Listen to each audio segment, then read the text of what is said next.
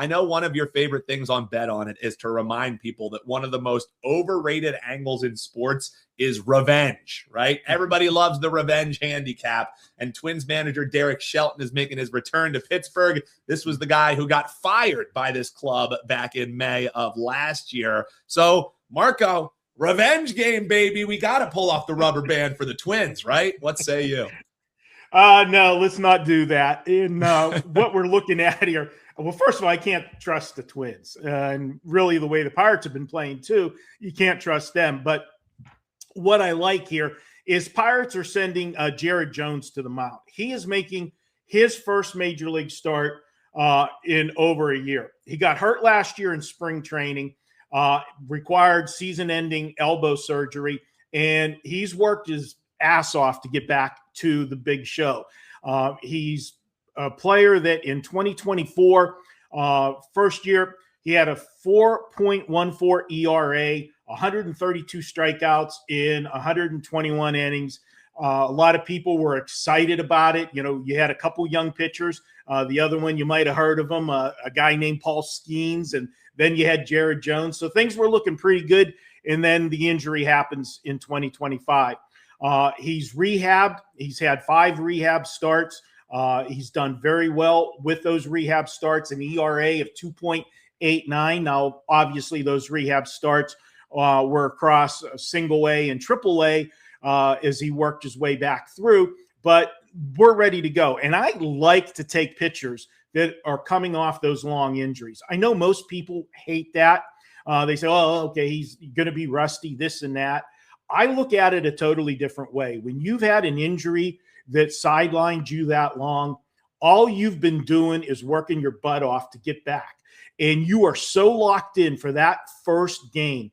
And not only are you locked in and you generally deliver a good performance, your teammates are locked in as well because they want to reward you with that victory because you work so hard getting back. And that's why I'm going to go ahead, side with the Pittsburgh Pirates here.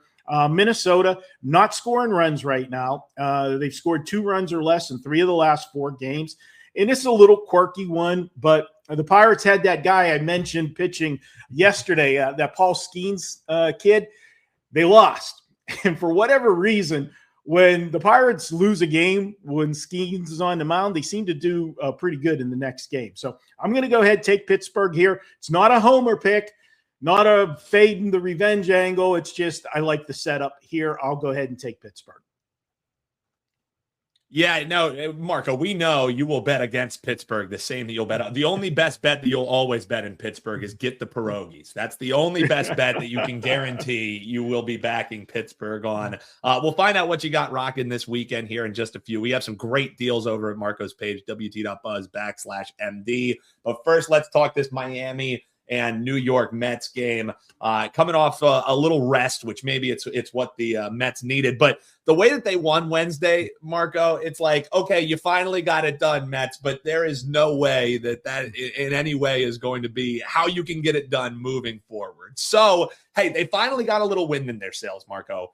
Do the Mets finally start turning around? Is that the momentum that they needed? How are you looking to bet this as the Marlins are coming to town for a weekend set? Well, if you're a Mets fan, you know, it's been a frustrating season. There's no question about that. If you've been a Mets bettor, it's been an even more frustrating season because just when you thought they turned the corner, they rolled off 6 out of 7.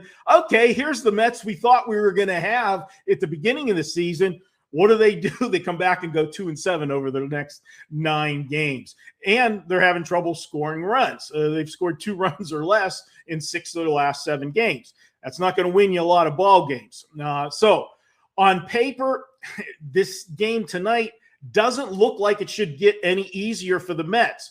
And why I say that is because they're going to be facing Max Meyer for Miami. He's allowed 3 runs or less in 10 of his last 11 starts. He's had 11 starts this year. But more impressively, in 5 of those starts, he's allowed 0 or 1 run.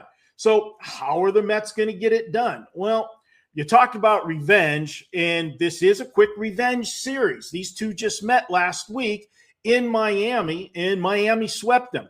And no, I'm not going to back the Mets simply because this is a revenge angle. What I'm going to look at is the pitching matchup. And I just praised Max Meyer for how well he's pitching. Why would I want to step in front of him tonight? Well, here's why. He's a young pitcher. He's only made 36 career starts so far.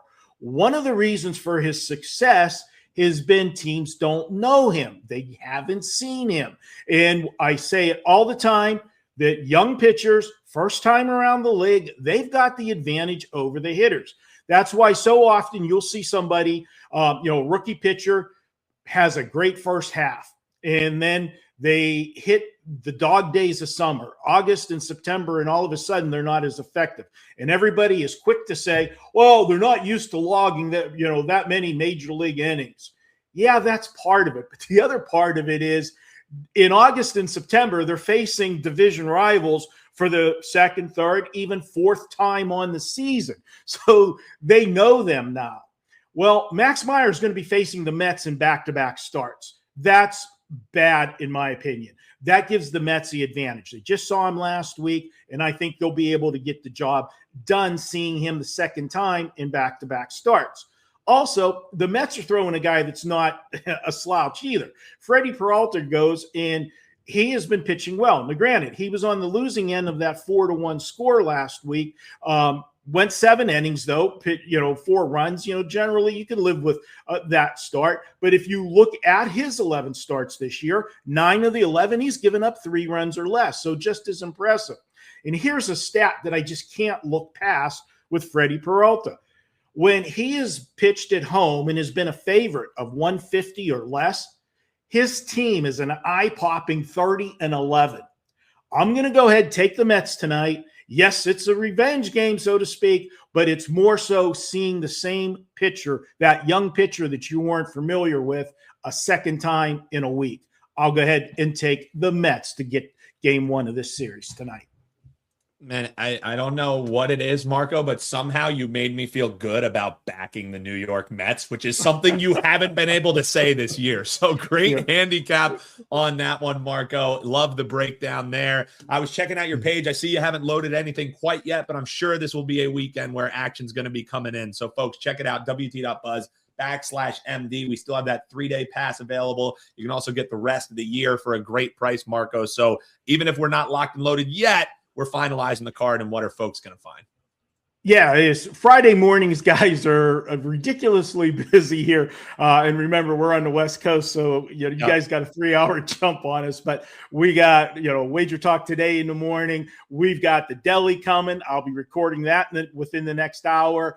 We'll have our plays loaded for today. I'm heading to the Westgate on Friday like I always do, but I'm heading there early today because we're going to be filming a early Belmont video. I'm going to take a look at some of the horses that we know are going to be heading to the Belmont and break them down with some early looks. And guys, total honesty, we laid an egg in the Preakness, but I absolutely love what we're going to have with the Belmont. We're going to have a bunch of the horses that raced in the Kentucky Derby and skipped the Preakness showing up for the Belmont. And I think this is going to be one hell of a race. And we're going to be, as my dad used to say, I think I might be taking the rubber bands off on a particular horse come on the Belmont. So things are looking good for that. I'll be breaking down a little preview of that today. And then lock in on next Wednesday. We'll have the crew, Kelly, Sean Alvarez, and myself. It'll be the Pony Pundits edition of the Belmont. We'll tell you everything you need to know about the Belmont on our Wednesday show. So guys, that's what we've got going on here. WNBA has been rolling. We're off to a good start. We did lose a play last night, but we had won 5 in a row going into that one. And guys, we're hitting like over 2+ years WNBA. I'm hitting 66% of our plays in the WNBA. So it has been fun for a sport that I know a lot of people don't like to watch. But I tell you all the time, you don't have to watch it. You just have to get the score and cash the ticket.